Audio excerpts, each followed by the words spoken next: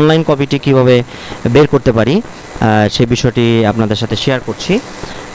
Online জন্ম সনদ বের করার জন্য আপনাকে চলে যেতে হবে যে কোনো আপনার একটি ওয়েবসাইটে ঢুকতে হবে। প্রথমে আমরা একটা ওয়েবসাইটে ঢুকি। এই ওয়েবসাইটটি হচ্ছে everify.bdris.gov.bd। ওয়েবসাইটে ঢোকার পরে আপনারা দেখেন বার্থ রেজিস্ট্রেশন নাম্বার, এখানে বার্থ রেজিস্ট্রেশন নাম্বারটি দিতে হবে। তো আমরা দেই,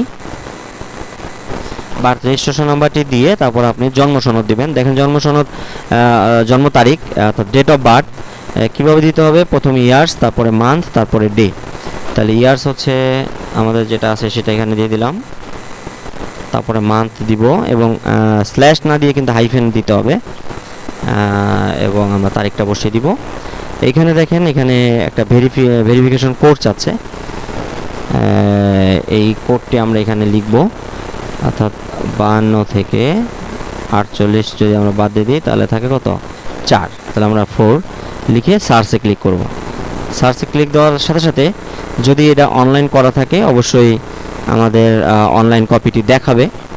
তারপর আমরা নামটা মিলাবো, আমরা একটু এড করি, সার্চ, এই যে অলরেডি চলে আসছে, নিবন্ধিত ব্যক্তিটির নাম চলে আসছে।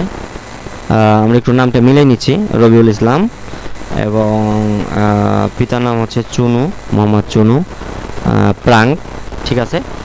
তো এভাবে করে অনলাইন কপিটি আমরা বের করব। আর এটাকে যদি আমরা পিডিএফ আকৃতিতে সেভ দিতে চাই, কন্ট্রোল পি দিয়ে তারপর আমরা সেভ টু পিডিএফ দিয়ে সেভ দিব। আমরা যে ফোল্ডার রাখতে চাচ্ছি সেই ফোল্ডারে সিলেক্ট করে দিয়ে সেভে ক্লিক, বাস। এইভাবে আমরা খুব সহজেই যাদের অনলাইন কপিটি এখনও সংগ্রহ করা হয়নি তারা এইভাবে অনলাইন কপিটি সংগ্রহ করতে পারবেন।